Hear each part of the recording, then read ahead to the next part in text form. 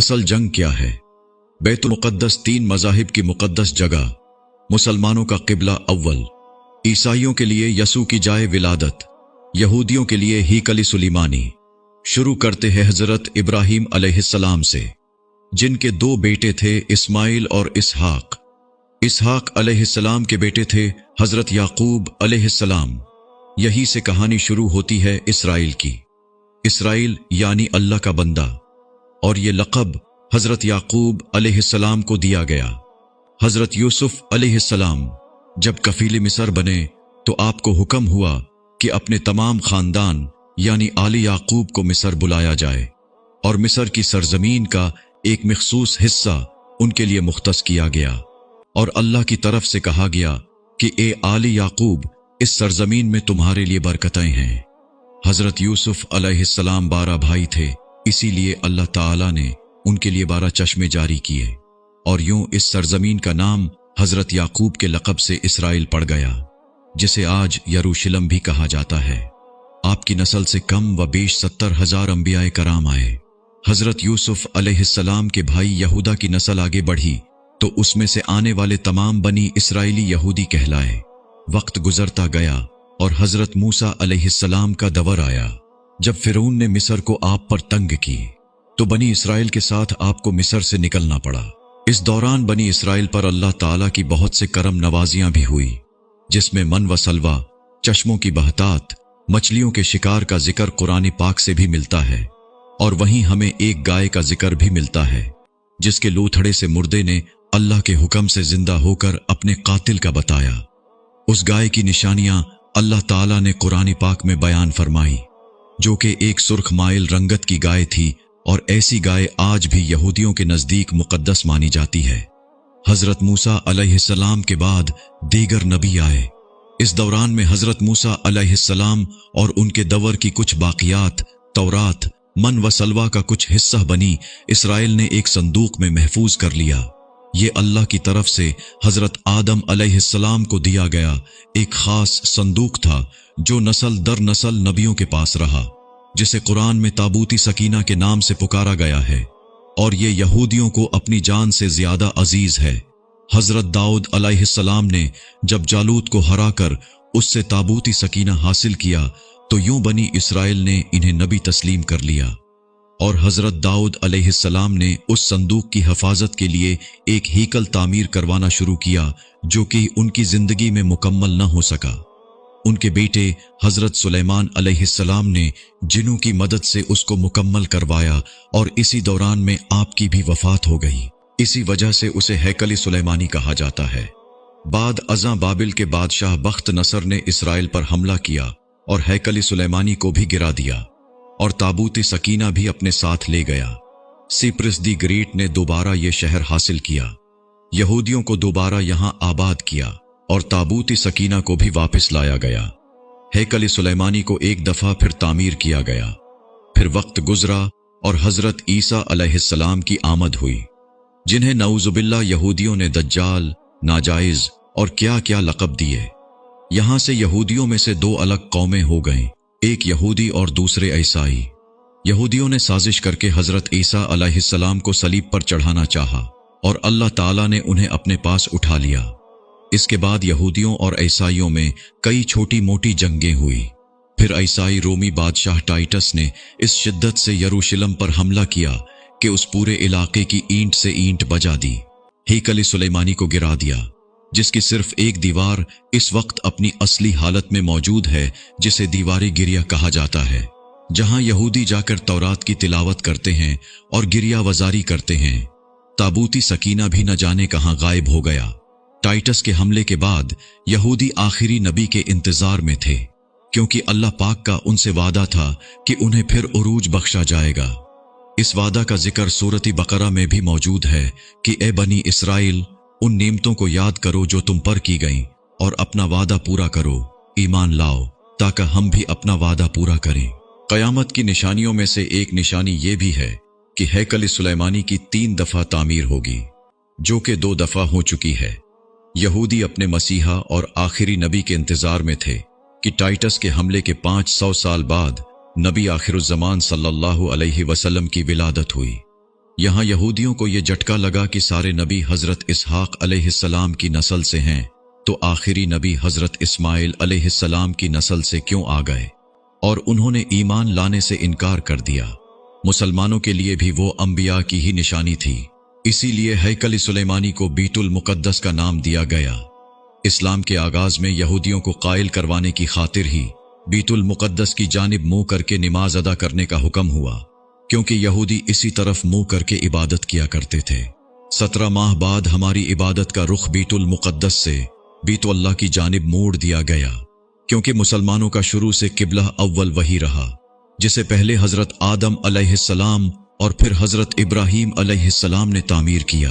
हजरत उमर रजी अल्लाह अन्हु के दौरे हुकूमत में इसराइल यानी यरूशलेम पर ईसाइयों का कब्जा था। बीतुल मुकद्दस के ही इहाते में उन्होंने गिरजाघर तामीर किया हुआ था, और ऐन ताबूती सकीना वाली जगह वो गंद फेंका करते थे यहूदियों की नफरत में। यरूशलेम की फतह के वक्त जब उमर रजी अल्लाह अन्हु वहां गए तो ईसाइयों पर बरहम हुए।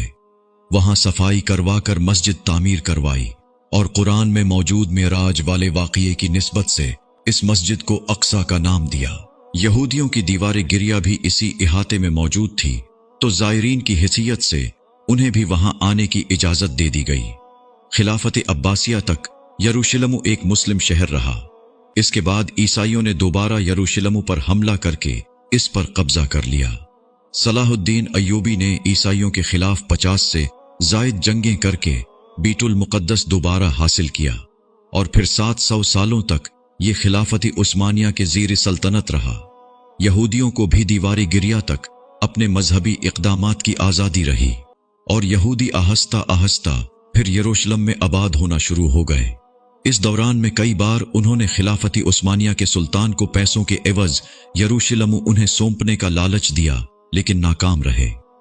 इस दौरान में उन्हें यह अंदाजा हो चुका था कि उन्हें अब खुद अपनी पहचान बनानी है, और बाइबल में मौजूद यहूदियों के आखिरी उरूज से कबल वाली कई निशानियां भी जाहिर हो चुकी थी, और वो ये तस्लीम कर चुके थे कि उनका आखिरी मसीहा अब दज्जाल होगा, जिसकी बदौलत पूरी दुनिया में उनका दोबारा बोलबाला होगा।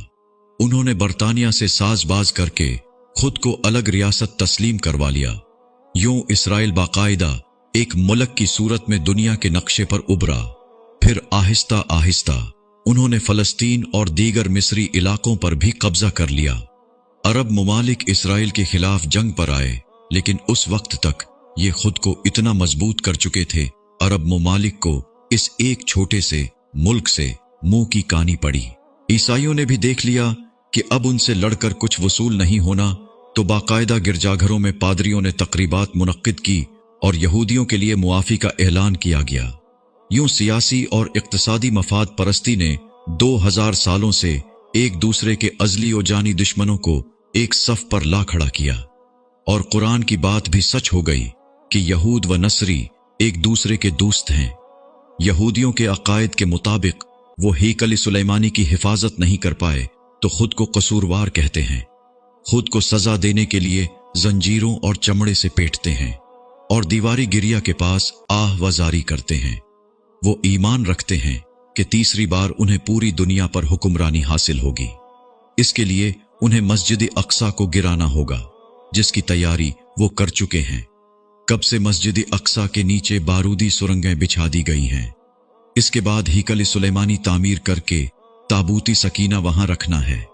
ताबूती सकीना भी वो दोबारा हासिल कर चुके हैं, लेकिन मसला था सुर्ख गाय, क्योंकि उनके अकीदे के मुताबिक वो नापाक हैं, और जब तक पाक नहीं हो जाते हैकल सुलेमानी तामीर नहीं कर सकते, और पाक होने के लिए सुर्ख गाय की कुर्बानी देना होगी।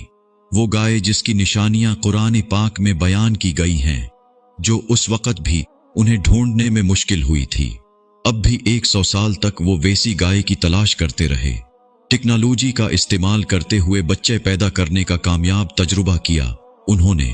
फिर उस तजुर्बे की बदौलत वैसी निशानियों वाली गाय पैदा करने की कोशिश की गई, लेकिन नाकाम रहे। 2019 में एक अमरीकी रियासत से 5 अदद वैसी गायें उन्हें मिल गईं, जिनके जिस्म पर सुर्ख रंग के अलावा और कोई बाल नहीं था। उन्हें कभी काम के लिए इस्तेमाल नहीं किया गया था। अगली निशानी के उन पर किसी बीमारी का असर नहीं होना चाहिए।